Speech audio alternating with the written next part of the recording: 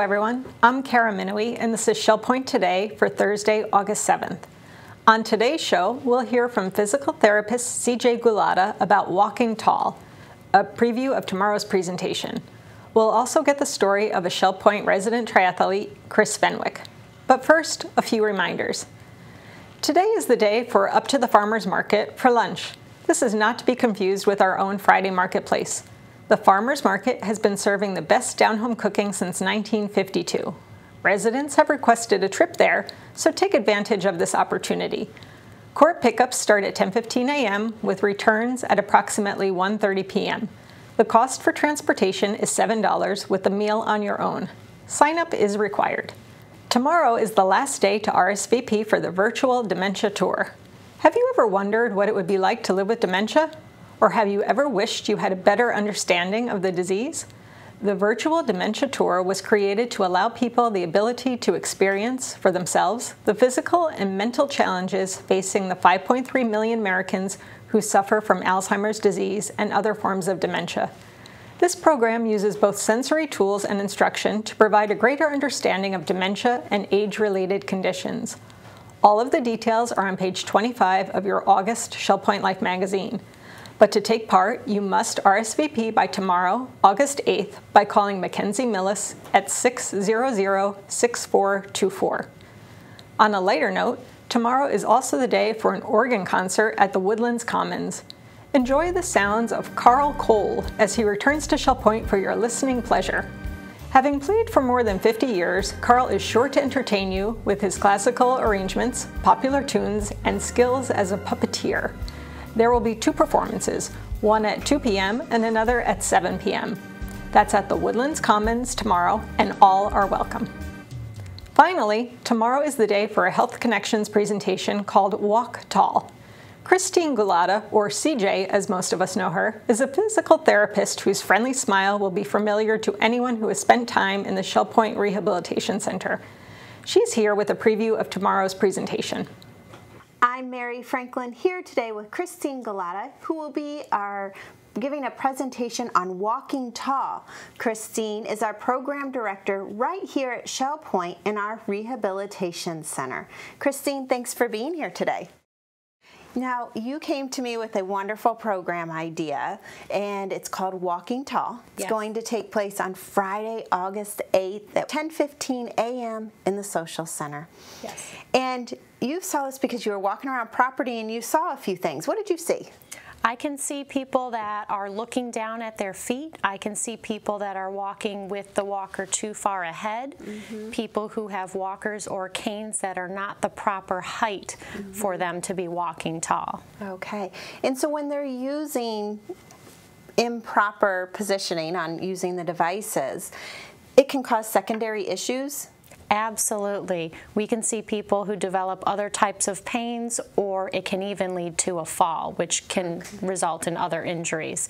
So that is definitely something that we like to address and make sure that people are using their walkers, canes, and assistive devices properly. Okay. So any resident that's using anything right now, this would be a great tool to come. You're going to give some real-life examples of how you can make quick, easy changes to the way you're getting around property, and so you won't, if you're using a cane on your right, you don't hurt the left hip, right? Absolutely. We'll be talking about proper posture, how to properly measure the assistive devices, and how to use it properly so that you can avoid common mistakes. Okay. This is going to be a great program, and if you would like to sign up, you can do so at either of the service desks. Once again, it's going to take place on Friday, August 8th at 10:15 a.m. in the Social Center. Christine's going to be giving out a wealth of information, so please come. I'm Mary Franklin. Make it a happy and healthy day. Our next story is about a guy who definitely walks tall. Turbin resident Chris Fenwick used to be a police officer and became embarrassed about how out of shape he was. He began running and found he really enjoyed it. Before long, he was competing in triathlons with running, biking, and swimming. Here is Chris's story. Early 1980s, right after I went to work for the Alachua County Sheriff's Office, part of our training was we were doing traffic stops, and we were photographing the traffic stops. After our training session, of course, we reviewed the tapes of the traffic stops. And I looked at the tape and I said, "Who's that fat slob?" And the guy sitting next to me said, "That's you." I said, "That's bad." I was true to our stereotypes. I had my white powder sugar on my uniform for my donuts. So I was true to that, and I was packing on the weight. At that time, I probably weighed 220 pounds. Tremendously out of shape. Up to that point in my life, if you'd have told me to run someplace, I'd have said, well, I can maybe make it from here to where you're sitting, but not much further. Athletics was not even in my mind. However, I knew I looked like a slob, so I decided to start running. The first part probably came off pretty quickly, from 220 down to maybe 190. That came off fairly quickly by just running. And then I found out that running was really not my thing. I wanted to do something more than that, so I tried cycling and swimming, and I'm terrible at all three of them. Can't swim, don't ride a bike right, don't run right. So I said, well, don't do any of these things right, so I'll put them all together and try a triathlon. There are 4 distances of people, or that people do triathlons. You start with the extreme triathlons, which are the Ironmans.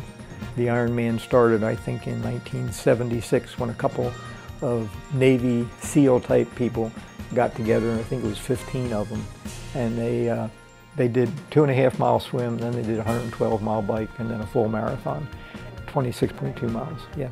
And their prize was a 6-pack of beer. So most people didn't want to do an Ironman. So now they have the Ironman, they have a half an Ironman, which is exactly half. Then a number of years back, it got into the Olympics. It became an Olympic sport. The Olympic triathlon is 9/10 of a mile swim, 25-mile bike, and a 10K run. And then for us smaller people, we do sprint triathlons. And different places do different distances, but they're all in generally the same area. Like the Captiva one is a 1/4 mile swim, 10-mile bike, and then a 5K run. It's much different running open water than it is in a pool. In a pool, you swim usually 25 yards and you hit a wall and you push off of the wall. Well, when you're doing an open water swim, ain't no wall to push off of after 25 yards. After 25 yards, you've got another 25 yards and another 25 yards, and you never get done with those 25 yards until you've done a 1/4 mile, which is about 440 yards. It's not all that bad once you get used to doing it. My wife and I probably train 5 days a week. And how did you meet your wife? I met her in jail. I was working for the Alachua County Sheriff's Office when my first wife died. That was in 1999. And there was a lady that worked for the Sheriff's Office who, after about a year or so, was bound determined that there were going to be no single males at the Alachua County Sheriff's Office. She sent me a picture of a very lovely lady. And my first comment about that was, that's a high maintenance broad. She said, we're going to be out at the jail for lunch. Why don't you stop out? This was a common practice at the Alachua County Sheriff's Office that we, a lot of times we would go to the jail and eat our lunch. The food was pretty good. Unfortunately, I didn't get that message until later, so I stood her up. So then I had to go apologize, and we went out. And from there, it's just kind of history. We both love to swim. So normally what we'll do is I'll bike over to Lover's Key and she'll drive over to Lover's Key, and then we'll swim together. I run, one of my favorite ones is I run around the island, over to the woodlands, around woodlands, over to Eagle Preserve, around Eagle Preserve, and back here. It's a little bit better than 5 miles. I don't like doing indoor exercising, so triathlons work that way. I do weight work in the gym, but then I like to get out and be in nature. I like to be outside. I like to swim, I like to run, I like to bike, but outside. The group I belong to is a group called Geared Up. Geared Up is a triathlon club. Mondays we swim for about an hour. Wednesdays we swim for an hour and then run for an hour. And then usually on the weekends, depending upon if you're racing or not racing, we usually have a long bike and a long run.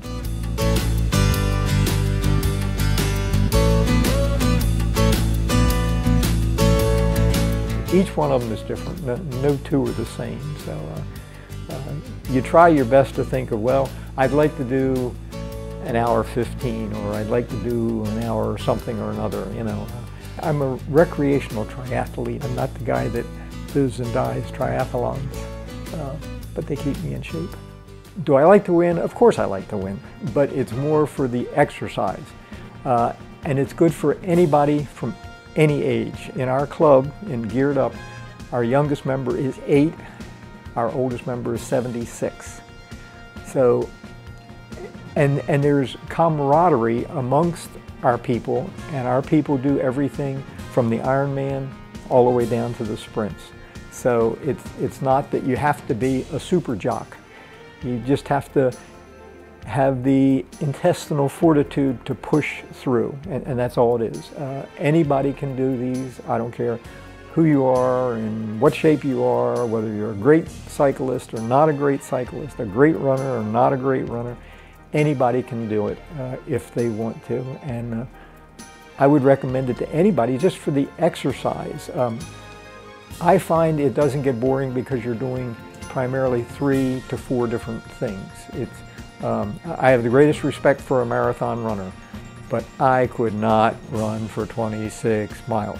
I couldn't run a 417 mile downhill with a hurricane wind behind me. So these people are athletes. I'm simply a recreational person. I've got one person to beat, me. I love triathloning, and it keeps me healthy and lets me eat my desserts. So.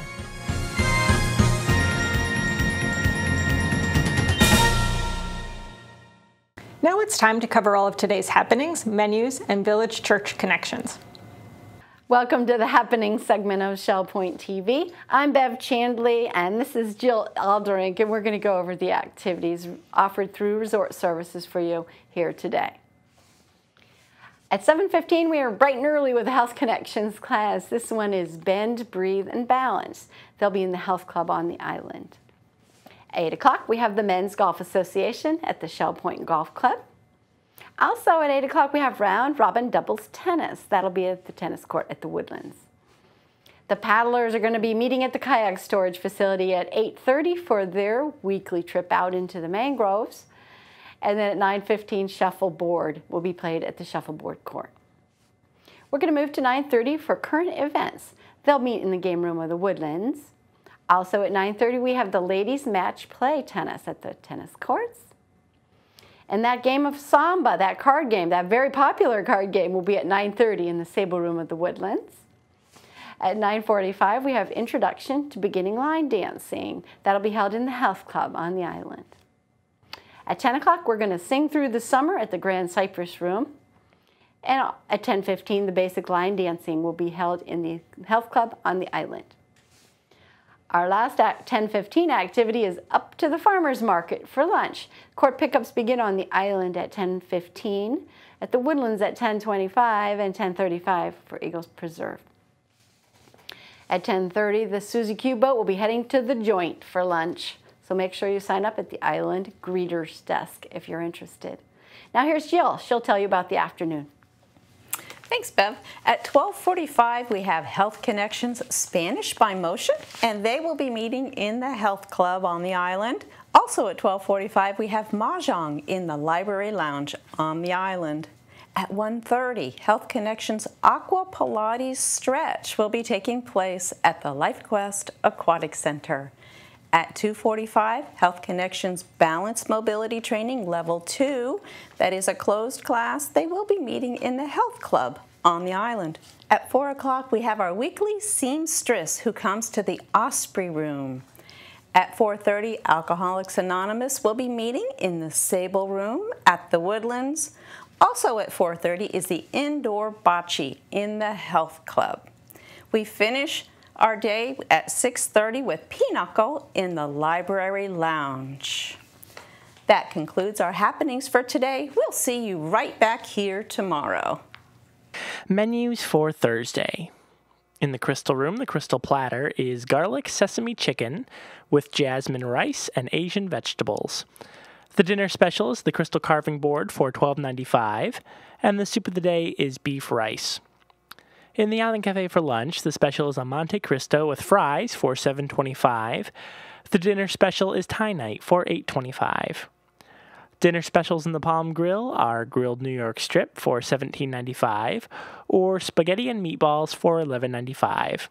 All menus are available 24 hours a day at www.shellpoint.net. Welcome to Village Church Connections. I'm David Pavey, an assistant pastor here. Here we were on a warm July evening, sauntering down the Champs-Élysées in Paris with friends near the brilliantly lit Arc de Triomphe. Thousands of people wandered up and down the wide, tree-lined avenue under the gaze of the clients of numerous sidewalk cafes where business was brisk. The popular song came to mind, "Oh, Champs-Élysées, oh, Champs-Élysées." And the song says in English, "There is everything you want on the Champs-Élysées." Dazzling displays adorned the windows of stores which occupy some of the most prestigious real estate in the world. Peugeot, Air France, Le Drugstore, all vied for attention. So did the theaters with their neon displays, inviting the serious to see Depardieu in Cyrano de Bergerac, or the less serious to Gremlins 2. The whole street was one big party. For a while, anyway. Suddenly the mood changed as the talking and laughter of the multitude was eclipsed by the sound of coins rattling in a small box. Shuffling towards us was a little woman, half my height, with legs only 6 inches long, probably a victim of thalidomide. Her hands were clasped together behind her head, a white sweater covering a normal body. As she waddled slowly along, she kicked across the uneven sidewalk in front of her a small wooden box, rattling a few miserable coins that had been thrown into it by benevolent passers-by. The party was over for me. I tend to take legs for granted, but she had no legs at all to speak of. No legs. Who was this pathetic little lady? Where was home for her? What was her name? Had anyone ever spoken to her about Jesus? Champs-Élysées means Elysian fields, the home of the righteous dead in Greek mythology. But this wasn't paradise, no sir. Not when there were people limited by 6-inch legs, reduced to begging. This was no Champs-Élysées for her. And life just isn't a party for most people. The bright lights, fabulous shops, world-class restaurants, designer clothes, and general trappings of sickening affluence don't mean much if you don't have legs, however many coins you collect in your miserable little box. Nor do they mean much if you don't know Jesus Christ, even if you have both legs and money. Paradise lost, perhaps, but Champs-Élysées? No way. Forget the Champs-Élysées. How does the Holy City, the New Jerusalem, sound? Write this down, says the Lord, for these words are trustworthy and true.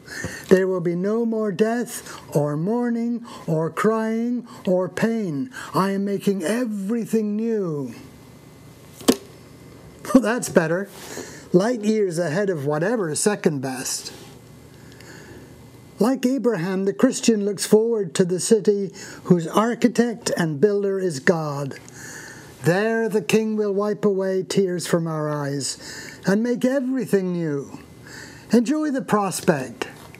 Aux Champs-Élysées. And thank you for tuning in to Village Church Connections. We're glad you joined us for today's show. Tune in tomorrow when we'll take a look at the progress of the remodeling over at the Village Church. Until then, this is Shell Point Today for Thursday, August 7th.